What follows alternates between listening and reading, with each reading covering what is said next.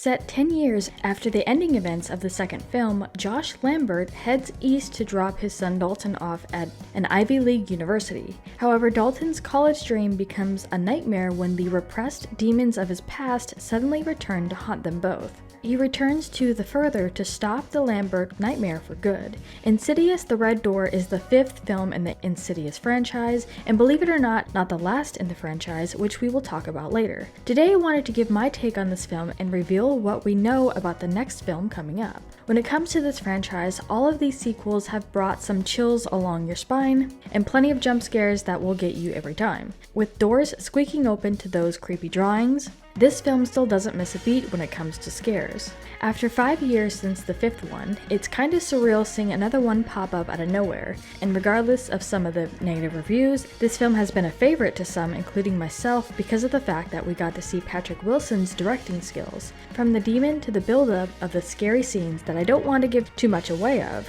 For someone as myself who does enjoy jump scares and can sometimes predict them in some films, for this one it was pretty difficult. Patrick Wilson and Ty Simpkins return as their characters Josh and Dalton and do a very good job at portraying their characters throughout the film. Now that you know what it takes to step behind the camera and direct, what is a scene from a previous Insidious movie you most wish you could have directed? A movie that you would love to know what it would have felt like to be behind the camera for? Ooh, great. I'm probably gonna go with the most sort of famous scare of lipstick behind my shoulder. After the success of Insidious: The Last Key, plans were already in motion to enter another sequel. On August 2022, filming had wrapped, giving editors about a year to put the film together. And with Patrick Wilson directing this film as he has never done any before, he did fairly well with putting this together and the reception of it all. The directing requirements when it comes to films is the storyboarding, or at least going over it in terms of where the camera angles will be and how we as an audience will see all the scenes.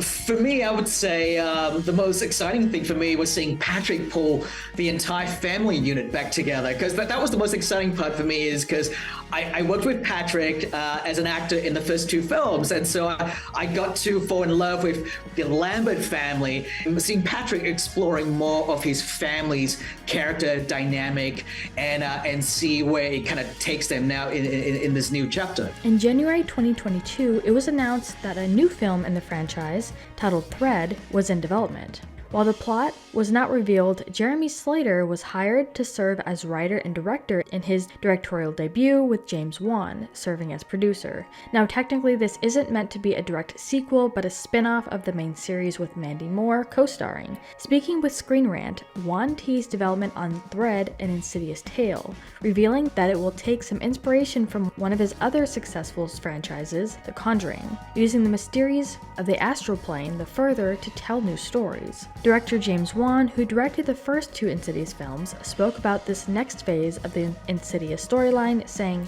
𝘧𝘠 basically kind of takes off from the world of the Further in the same way that when I look at my Conjuring films, I go, hey, the Warrens have a haunted museum, there's so many different haunted artifacts that we can kind of spin off stories from. And 𝘧𝘠 really is something in that same spirit. Right now, this soon-to-be film is in pre-production.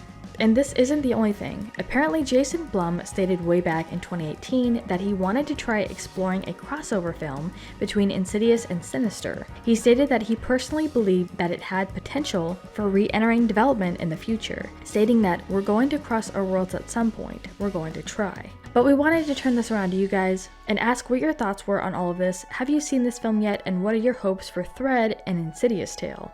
Let us know what your thoughts are in the comments down below. Make sure you're subscribed with notifications on for more videos just like this. That's it for today though. We'll see you all next time with a brand new video.